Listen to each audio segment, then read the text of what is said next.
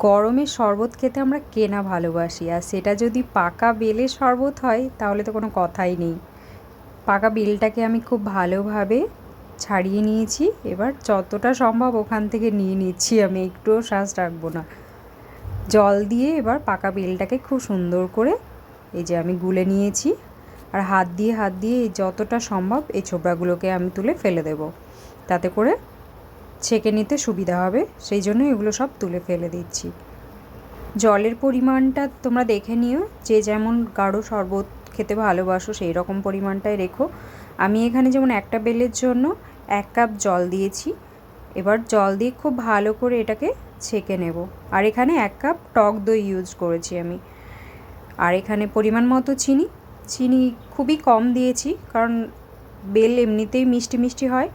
আর এখানে আমি অল্প একটু সামান্য পরিমাণে নুন দিয়েছি, আর দিলাম চাট মশলা।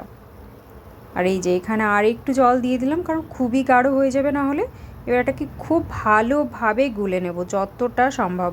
টক দইটাকেও খুব ভালোভাবে বেলের সাথে মিশিয়ে নিয়ে এবার এটাকে আমি ফ্রিজে দিয়ে দেব। 10 থেকে 15 মিনিট দিলেই ঠান্ডা হয়ে যাবে। ফ্রিজ থেকে বের করে নিয়ে এসে ডিরেক্ট খেয়ে নাও। আর যদি সঙ্গে সঙ্গে খেতে চাও তাহলে কয়েকটা আইস কিউব দিয়ে দিলেই তো ঠান্ডা হয়ে যাবে বেলের শরবত। ব্যাস, এবার এনজয় করো ঠান্ডা ঠান্ডা বেলের শরবত। আর তোমরা যারা দুধ খেতে একদম ভালোবাসো না তারা কিন্তু এই টক দই দিয়ে একদিন বানিয়ে খেয়েও, খুব ভালো লাগবে। ভালো থেকো সবাই।